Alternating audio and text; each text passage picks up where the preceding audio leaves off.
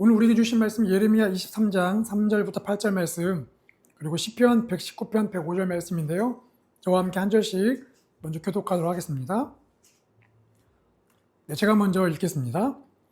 내가 내 양떼에 남은 사람들을 추방했던 모든 나라들에서 모아 그들의 목장으로 다시 데려올 것이다. 그들이 다산하고 번성할 것이다. 내가 그들을 돌본 목자들을 그들 위에 세울 것이다. 그들이 다시는 두려워하거나 놀라지 않을 것이고 여호와를 스스로 하는 것이다. 여호와가 말한다. 여호와의 말이다. 보라, 그날이 오리니 그때 내가 다윗에게 의로운 가지를 일으킬 것이다. 그가 왕으로서 지혜롭게 통치하고 이 땅에서 정의와 의를 실천할 것이다. 그날에 유다가 구원을 얻고 이스라엘이 안전하게 살게 될 것이다. 여호와 우리의 의, 이것이 그가 불릴 이름이다.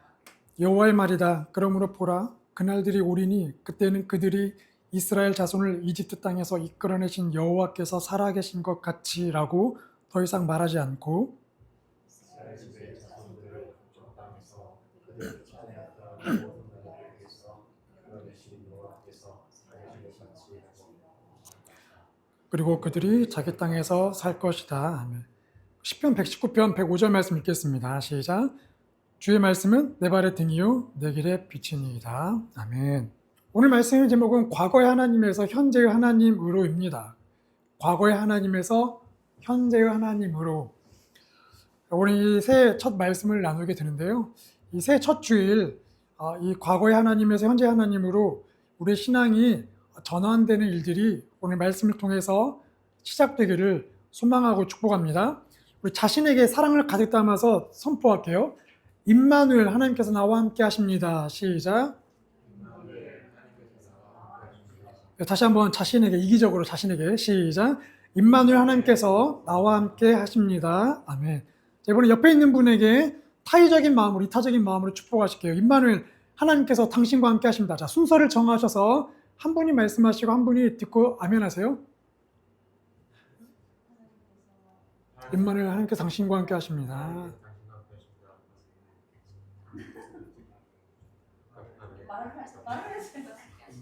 네, 아멘. 네. 네. 여러분, 하나님 사랑하십니까? 아멘은 그렇지 않은데 그대로 될지어다는 뜻이죠? 네. 그러니까 사랑하지 않는 거죠, 지금은. 네. 여러분, 다시 한번 질문해요. 하나님 사랑하십니까? 네. 더 놀라운 사실은 우리 하나님을 사랑하는 것보다 하나님 우리를 더 사랑하시죠. 그 사랑은 비교할 수가 없죠. 그래서 여러분, 우리가 올해를 기대할 수 있는 이유는 내가 하나님을 사랑하기 때문에 기대하는 게 아니고요. 하나님이 나를 사랑하시기 때문에 올해가 기대가 되는 겁니다. 또 올해가 기대가 되는 건 교회라는 이름으로 모여있는 이 영적 공동체 안에 하나님이 주신 영적 흐름이 있을 텐데 그 영적 흐름이 하나님께로부터 오는 것이기 때문에 우리가 그 흐름에 몸을 맡길 때에, 우리 영을 맡길 때에 영적 변화들이 일어날 것을 믿기 때문에 올해에 우리가 기대가 있는 것이죠. 우리가 새해를 시작하면서 많은 사람들이 계획을 세웁니다. 나에 대한 계획, 가정에 대한, 일터에 대한 계획. 저도 이번에 새해를 시작하면서 계획을 하나 세웠는데 다이어리를 쓰자. 다시 저널 작업을 하자. 그래서 2025년도 스타벅스 다이어리를 꺼내어서 거기 있는 날짜를 다 고치고 다시 이제 새롭게 저널을 시작해 보았습니다. 여러분, 세상 사람들은 각자 자기 성향대로 계획을 세워요. 꼼꼼하게 세우기도 하고 또 피인 사람은 세웠다가 또 3일 만에 무너지고 또 다른 계획 세웠다가 각자 자기의 성향과 성격대로 계획을 세우죠. 그리고 계획에 따라 하루하루 살아갑니다. 그런데 여러분, 세상 사람과 신앙인의 차이가 있다고 한다면 신앙인은 잘 세워진 계획으로 1년을 시작하는 게 아니고요. 나에게 주신 하나님의 약속이 무엇이냐, 그 약속을 붙잡고 새해를 시작한다는 거죠. 그래서 중요한 건 나에게 주신 하나님의 약속이 뭐냐는 겁니다. 여러분에게 주신 하나님의 약속이 무엇이냐는 거죠. 그 약속을 붙잡아야 사실 우리에게는 한 해를 시작하는 의미가 있다는 것이죠.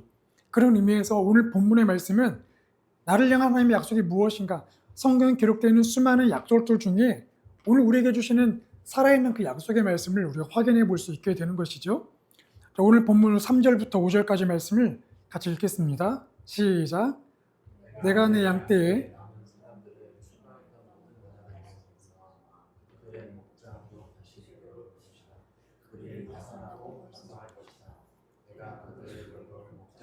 그들 위에 세울 것이다.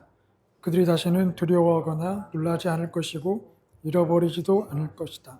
여호와가 말한다. 여호와의 말이다. 보라, 그날이 오리니 그때에 내가 다윗에게 의로운 가지를 일으킬 것이다. 그가 왕으로서 지혜롭게 통치하고 이 땅에서 정의와 의를 실천할 것이다. 아멘. 오늘 본문의 첫 번째 우리가 보는 주제는 하나님은 이루어질 소망을 말씀하신다는 거예요. 이루어질 소망을 말씀하신다. 오늘 본문을 5절을 보면 보라 그날이 오리니 라고 말씀하십니다. 보라 그날이 올 것이다. 보라는 건 주목하라는 거죠. 다른 곳 보지 말고 자 내가 가리키는 곳을 보라는 거예요. 우리는 세상을 봅니다. 주변의 화려함을 봅니다. 그런데 그런 거 보지 말고 하나님이 가리키는 걸 보라는 거예요. 자 보는 우리가 보아야 할 그곳에 어떤 일이 생기냐면 그날이 온대요.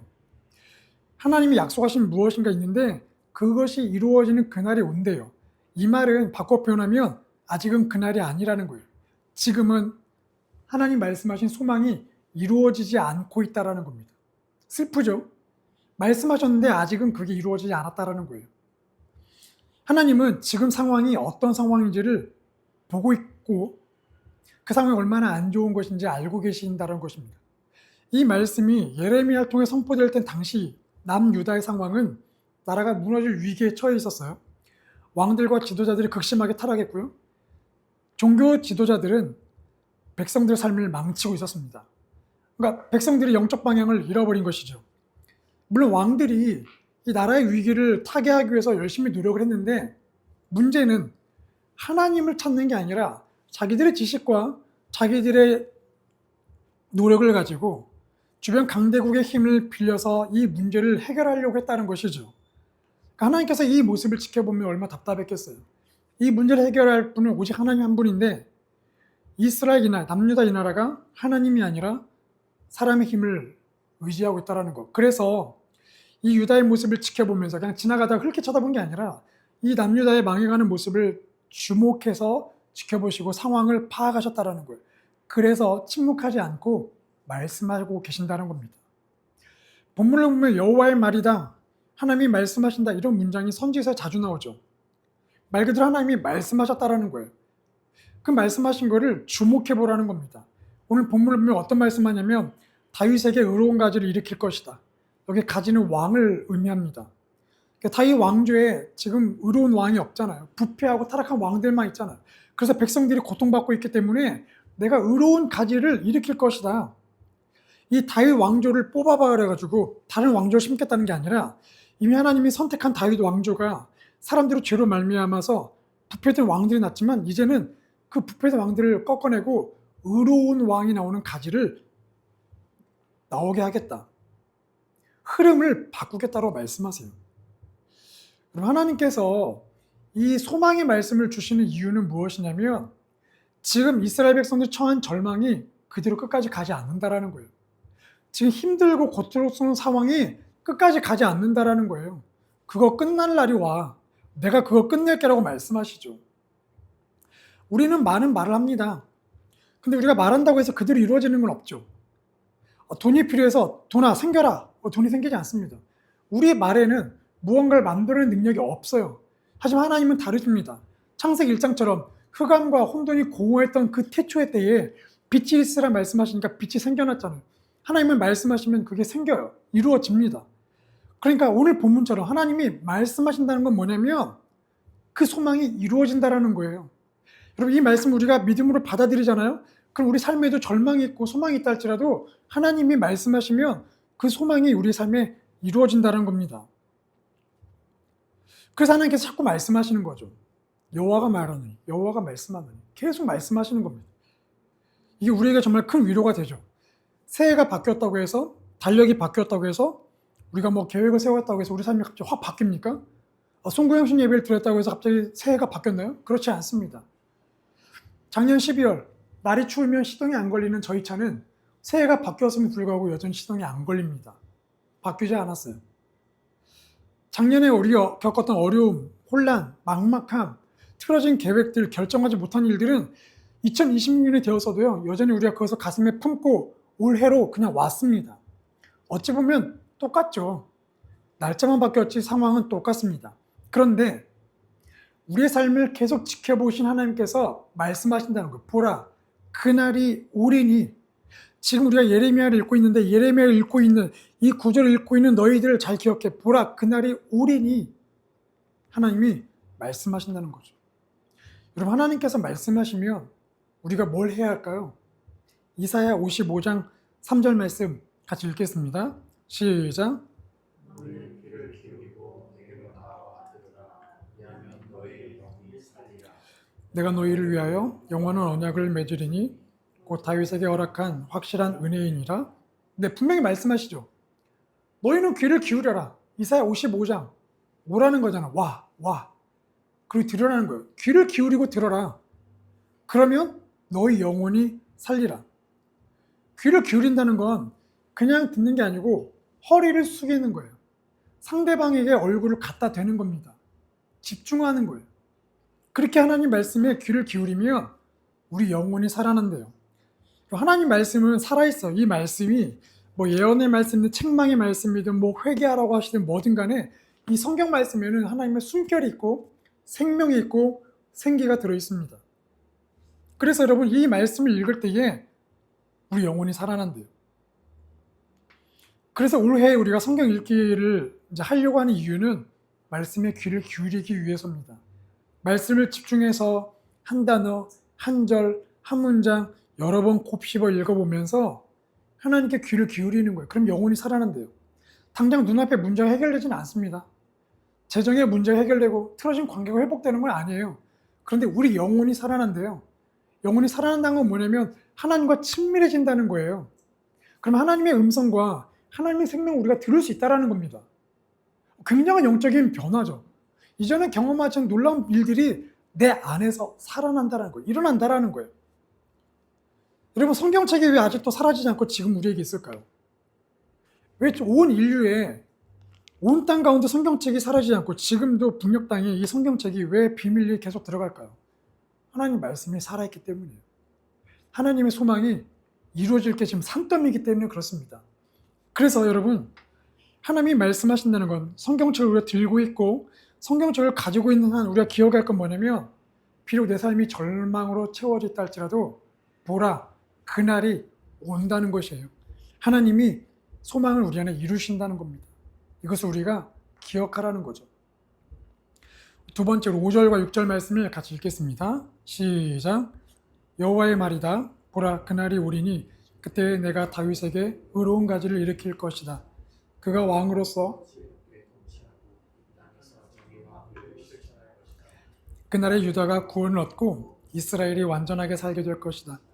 여호와 우리의 의, 이것이 그가 불릴 일입니다.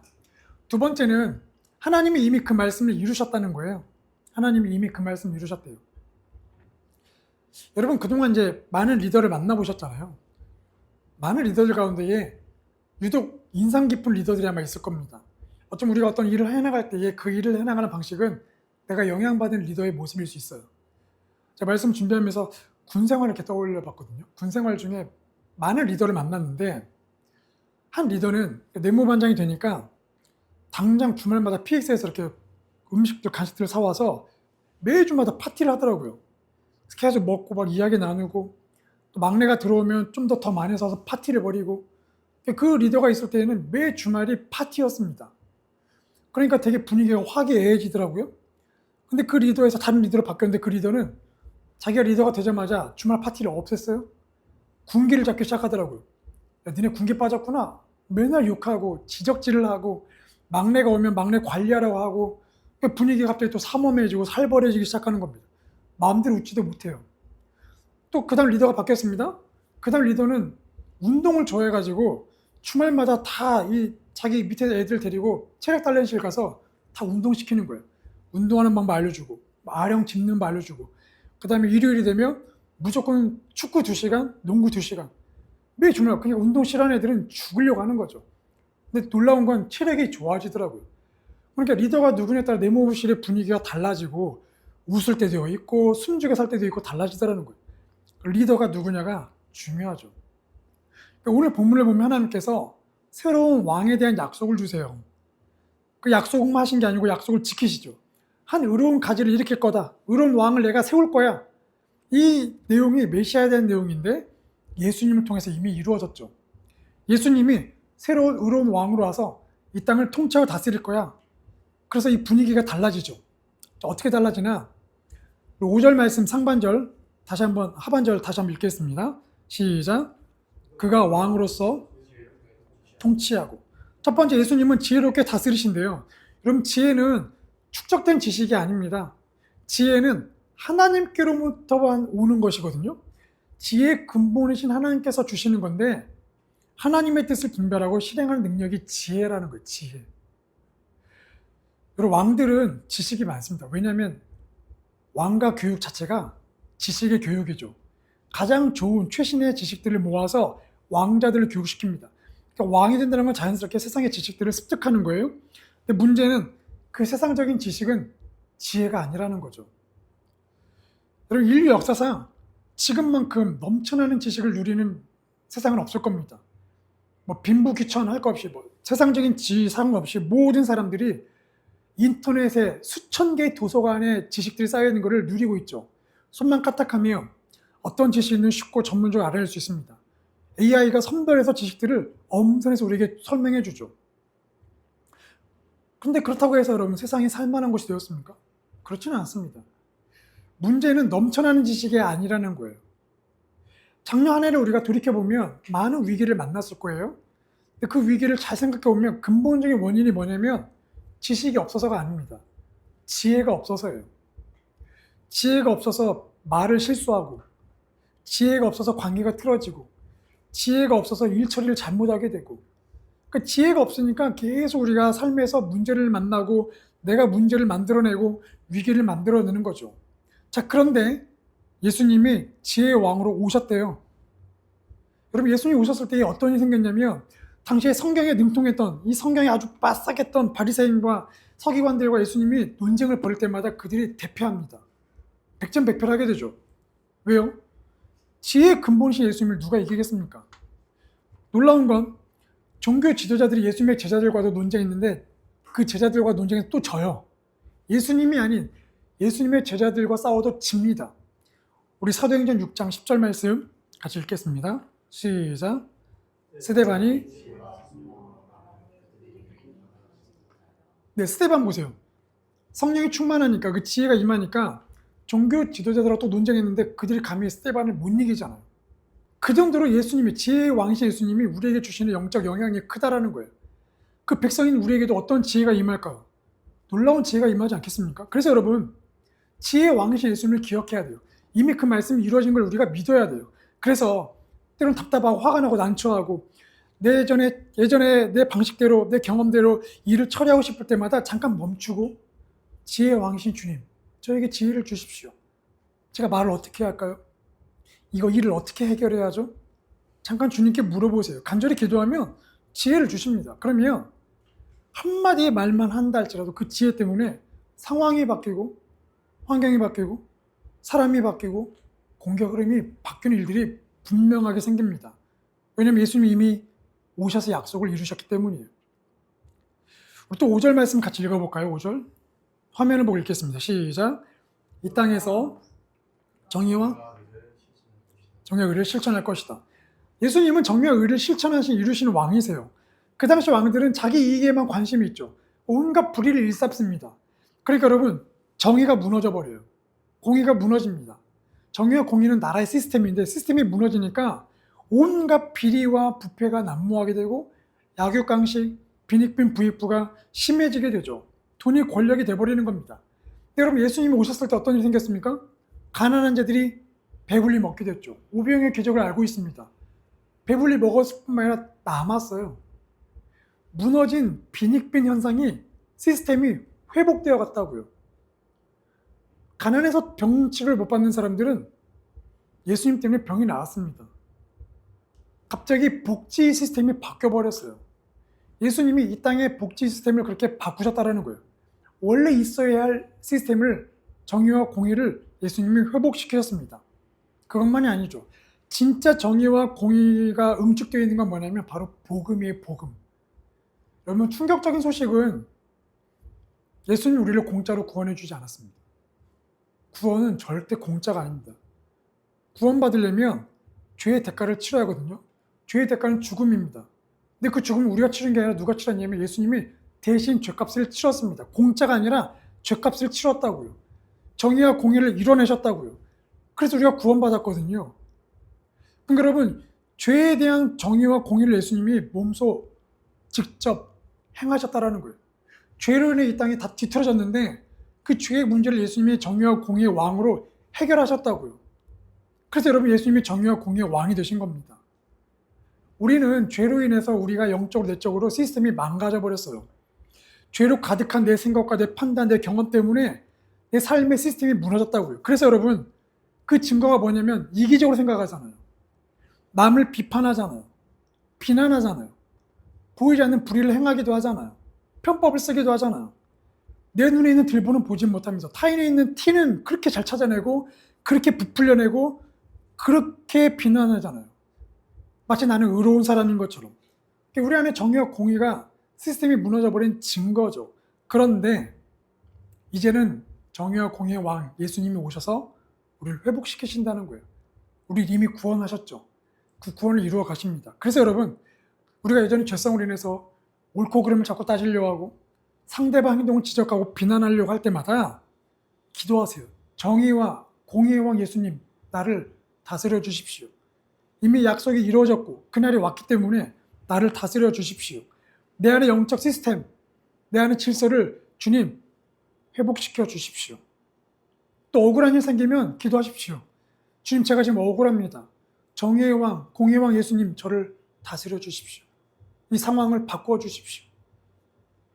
그러면 하나님 관계가 회복되고 가정에서의 관계, 이웃과 관계가 서서히 회복될 거예요. 우선순위가 회복될 것입니다.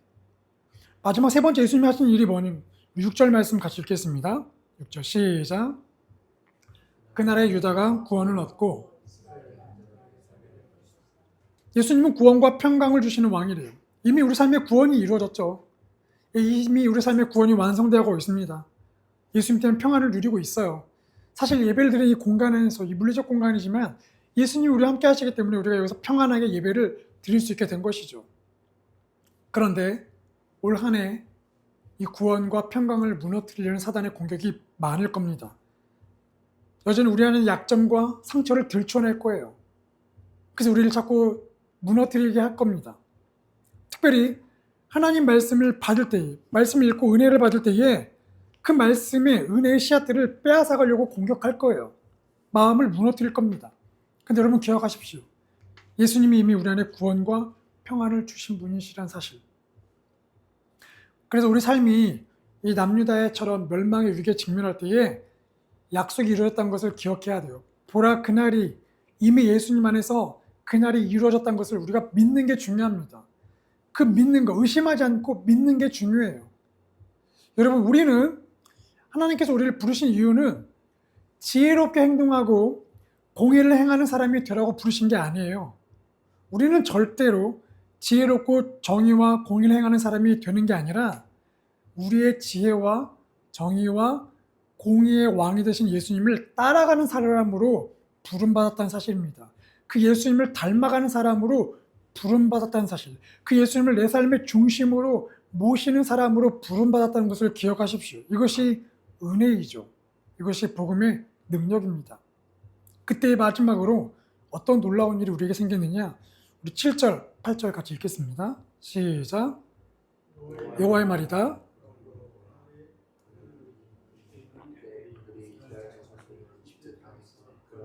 여호와께서 살아계신 것 같이라고 더 이상 말하지 않고 이스라엘 집의 자손들을 북쪽 땅에서 그들을 쫓아내었던 모든 나라들에서 이끌어내신, 그리고 그들이 자기 땅에서 살 것이다. 아멘. 마지막 세 번째가 중요하죠. 하나님의 약속을 말씀하셨고 이루어졌기 때문에 이제 우리는 과거의 하나님이 아닌 현재 하나님을 만난다는 것이죠. 과거의 하나님이 아니라 현재 하나님을 만난다. 7절 말씀을 보면 7절에 이렇게 되어 있잖아요. 보라, 그날이 올 건데 이집트 땅에서 이끌어내신 여호와께서 살아계신 것 같이라고 말하지 않을 것이다. 자, 이집트 땅에서 이끌어내신 여호와께서, 출애굽 사건이죠. 이스라엘 민족들에게는 가장 큰 역사적 사건이 바로 출애굽 사건입니다. 이스라엘 백성들을 애굽에서 노예 생활에서 구출해내어서 그들을 민족이라는 공동체로 구성하셨고 그 다음에 언약 관계를 맺으셨죠. 우리가 아는 그 선민사상의 출발점입니다. 이스라엘 백성들에게는 최고의 사건이죠. 그래서 이스라엘 백성들은 이 사건을 경험했던 그 당시 세대뿐만 아니라 그 후손들까지도 하나님 하면 어떤 하나님이냐면 우리를 이스라엘에서 이끌어내신 출애굽시킨 하나님으로 기억을 했고 그렇게 신앙 고백을 했어요. 자, 그런데 더 이상 그런 신앙 고백을 하지 않는다라는 거예요. 더 이상 출애굽하신 하나님이라고 말하지 않는다라는 거예요. 그럼 어떤 하나님을 고백할 거냐? 8절 말씀 보면 우리를 북녘 땅에서 그들을 쫓아냈던 모든 나라에서 이끌어내신 여호와라고 고백한대요. 이게 뭐냐면 포로 귀환이에요. 이스라엘 남유다가 멸망한 다음에 북쪽으로 포로로 끌려갔거든요. 모든 나라로 흩어졌거든요. 그런데 그 북쪽에서 다시 그들을 이끌어내어서 이스라엘 땅으로 오게 하신 하나님, 포로에서 귀환하게 하신 하나님, 이제는 그 하나님이라고 고백한다라는 거예요. 여러분 지난주에 나눴던 말씀, 히브리인이 이스라엘인으로, 이스라엘인이 유대인으로 바뀐 사건. 이스라엘인 나라가 멸망했어요. 더 이상 이스라엘인이라는 의미가 없죠. 자, 근데 포로에 귀환하면서 모르드게에게 붙은 유대인 모르드게, 에스더의 오라버니 유대인 모르드게. 유대인은 신앙의 고백이라고 했습니다. 신앙의 정체성. 그러니까 여러분 이제는 이스라엘이 유대인으로 바뀐 사건이 포로 귀환 사건이거든요. 더 이상 그래서 이제는 이스라엘아, 너희들이 과거의 하나님을 고백하는 게 아니라 이제 포로를 귀환시키신 그 하나님, 그 하나님으로 고백하게 될 거야. 출애굽시키셨다는 과거에만 너희가 머무는 게 아니라 지금 너희를 구원해 가시는 너희들이 현재 만난 하나님을 너희들이 고백할 것이라고. 물론 이 말씀을 듣고 있는 이스라엘 백성들은 아직 나라가 멸망 안 했어요. 포로로 끌려가지도 않았습니다. 장차 그 일이 이루어질 건데 그것을 너희들이 경험할 거야. 경험한 그 순간 그 하나님이 너희 하나님이 된다는 거죠. 그러니까 중요한 건 조상들이 경험한 하나님이 너희 하나님이 아니라 너희들이 이제 새롭게 만나는 그 경험한 하나님이 너희 하나님이 될 거라. 신앙 고백이 과거가 아니라 현재로 바뀌었다고 말씀하신다는 거예요. 우리가 역사를 기억해 보면 할아버지 할머니 세대는 가장 위기의 순간이 언제였냐면 6.25였어요. 6.25 때였습니다. 그래서 그분들은 어떤 고백을 하냐면 6.25 위기에서, 공산주의 위기에서 우리를 구원하신 하나님이라고 기도하세요. 근데 지금 여러분 우리 자녀들에게 얘기해 보세요. 우리 하나님이 6.25에서 우리를 구원하셨다? 그 아이들이 와닿을까요? 와닿지 않습니다. 6.25를 경험해 본 적이 없는 세대예요. 보릿고개라는 단어를 경험해 본 적이 없기 때문에 그게 와닿지 않는다라는 거예요. 지금 우리 부모, 어쩌면 지금 저희 세대에서 가장 크게 겪었던 위기는 6.25가 아니라 IMF죠. 그때 이 나라가 휘청거렸습니다. 그래서 뭐 다들 유학 갔던 사람들 막 다 돌아오고, 저도 그때 군대로 도망갔는데, 그래서 우리 부모 세대들은 가장 위기였던 그 IMF에서 이 나라를 구원하신 하나님으로 기억하거든요. 근데 우리 아이들에게 IMF 얘기해 보세요. 그게 위기라고요?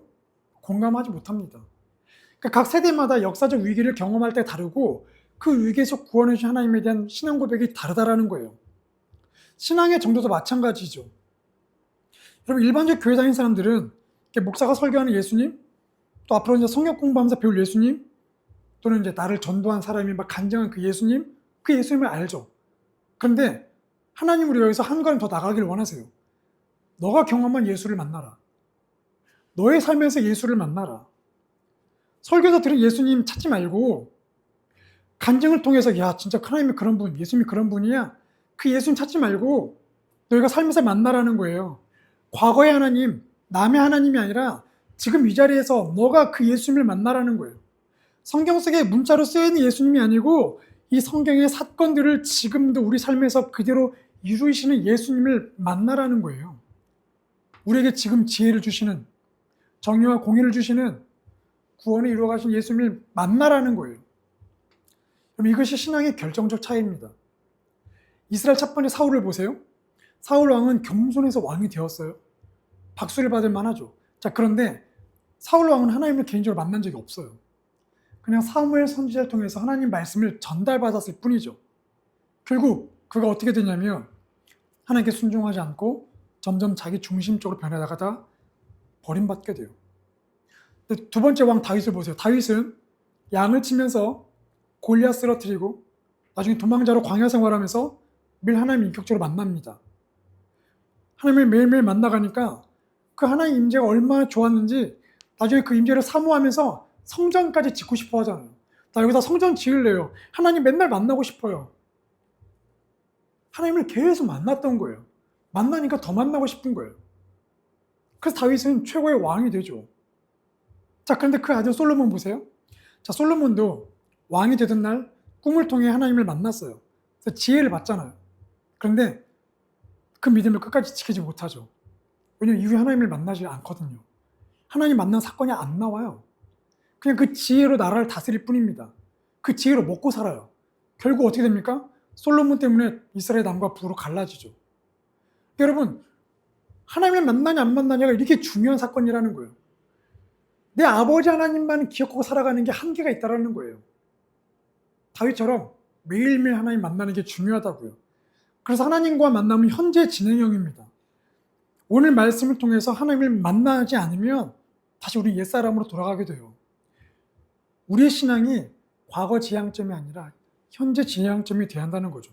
그래서 여러분 예수님 이름이 임마누엘이잖아요. 임마누엘. 우리와 함께 하셨던 하나님이 아니라는 거예요. 함께 하셨던 하나님이 아니라 함께 하시는 하나님이라는 거예요. 좀 잘 기억하세요. 하나님이 나와 함께 하셨다가 아니라 함께 하신다. 지금도 나와 함께 하신다. 현재 진행형이라고. 그래서 신앙은 과거 하나님을 기억하는 게 아니라 오늘 하나님을 만나는 게 중요합니다. 지금 만나는 게 중요해요. 내일 또 만나는 게 중요하다는 거죠. 자, 우리는 올해 여러 갈래 길을 가게 될 겁니다. 내 자신의 길, 가정의 길, 부모의 길, 자녀의 길, 일터의 길 등등 여러 길을 갈 거고 하루에도 몇 개 길을 동시에 갈지도 몰라요. 자, 그런데 그 길들은 우리가 가보지 않은 길이에요. 살아보지 않은 길입니다. 제 첫째가 보컬 학원을 다니고 싶다고 해서 학원을 등록하려고 학원을 이렇게 가는데 동네길을 가는데 어제 없던 돌이 그 길바닥에 놓여져 있더라고요. 어떤 분이 차가 다니니까 차 못 다니게 하려고 그 돌을 갖다 놨나 보죠. 이렇게 동네 길도 하루가 되면 달라져 버립니다. 하물며 우리 인생의 길은 하루 뒤, 한 달 뒤, 1년 뒤 어떻게 바뀔지 어떻게 합니까? 우리가 예측할 수가 없는 거죠.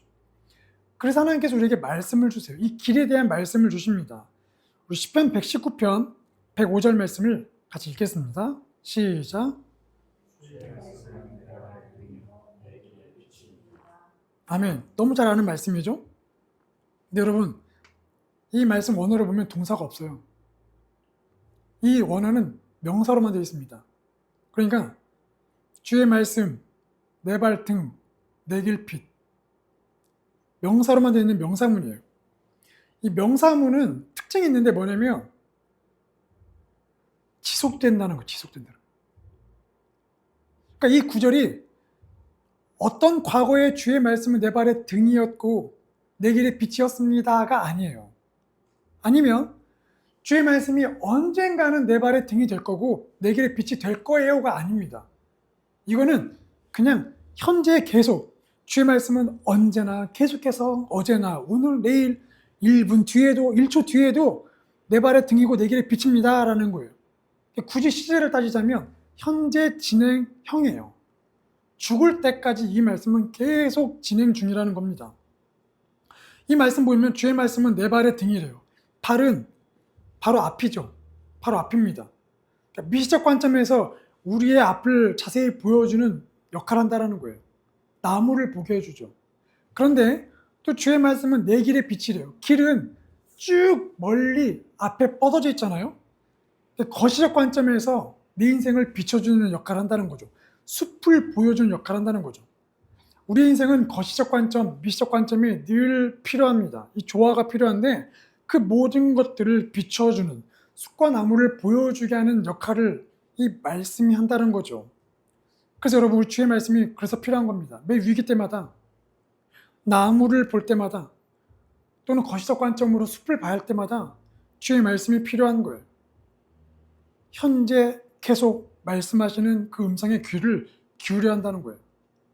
여러분 이 말씀에 대한 조건은 목사라고 해서 임직받았고 새가족이라고 해서 차별이 없습니다. 다 똑같습니다.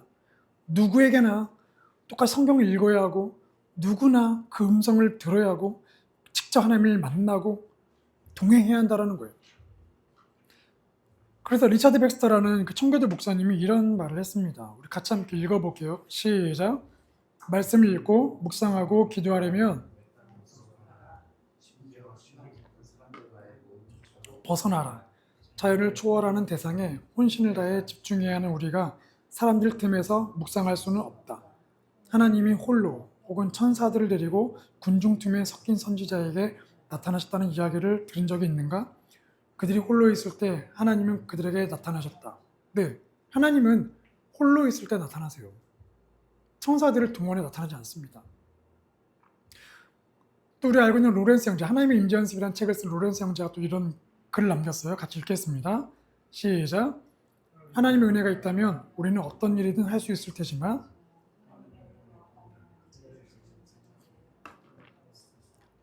하나님을 생각하지 않으면서 어떻게 하나님과 함께 있을 수 있겠습니까?